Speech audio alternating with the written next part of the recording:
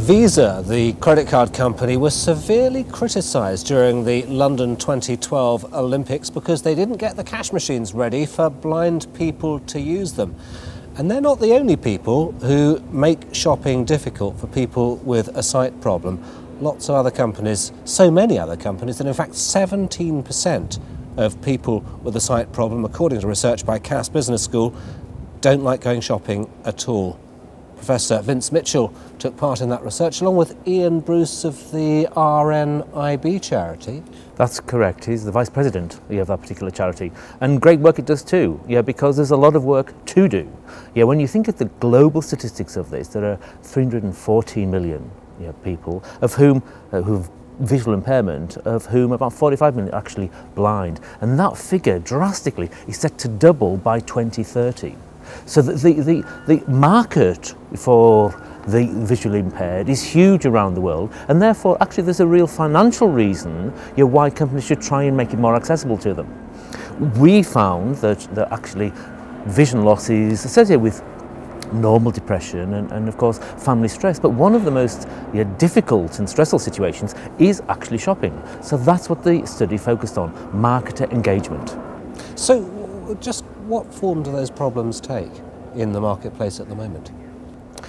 Well, we looked at anything from reading shopping lists, making shopping lists, reading ingredients, through to actually getting to and from the store with your shopping and moving around the store. So it's the full range of things, but not just shopping. We also included in the study things like going to the theatre or going to sporting facilities as well, which can be crucial to people with sight impairment as they are with people without. These are actually some of the most enjoyable activities of modern life. Indeed, indeed. And what the study found, interestingly, was that the more people you have living with you, you would think would be helpful to giving you access and helping you with access to these. In fact, that's not what the study found. It's people who are outside of your family circle that are actually most beneficial to increasing people's number of times people go shopping and their enjoyment of leisure facilities. So what's the answer to this? Well, apart from, as you mentioned, things like Visa and tactile keypads, there are lots of small adjustments that businesses can make. So staff training is a big issue.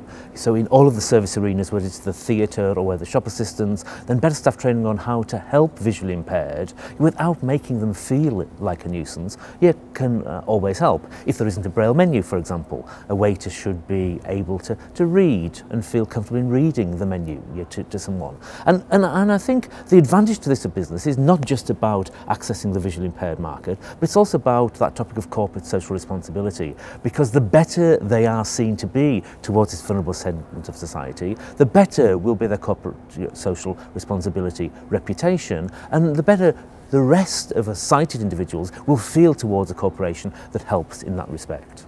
But there will be some businesses that say, this is all too expensive, it's just not worth it for me. And for some businesses that's true, and they'll have to make a cost-benefit analysis about the benefits for this increasingly large segment of visually impaired people versus the costs. But for all businesses, that's not the case. It's small changes. Take, for example, staff training for an SME, putting them on a training course on how to deal with visually impaired people, like, for example, perhaps taking them to one of the concept restaurants where it's completely dark and black inside, and you're served by blind waiters, can really increase the empathy of service staff when dealing with visually impaired people. Or, for example, if you're in a restaurant and the restaurant isn't got a braille menu, then reading out the menu to the visually impaired person. So some of these things are not particularly costly.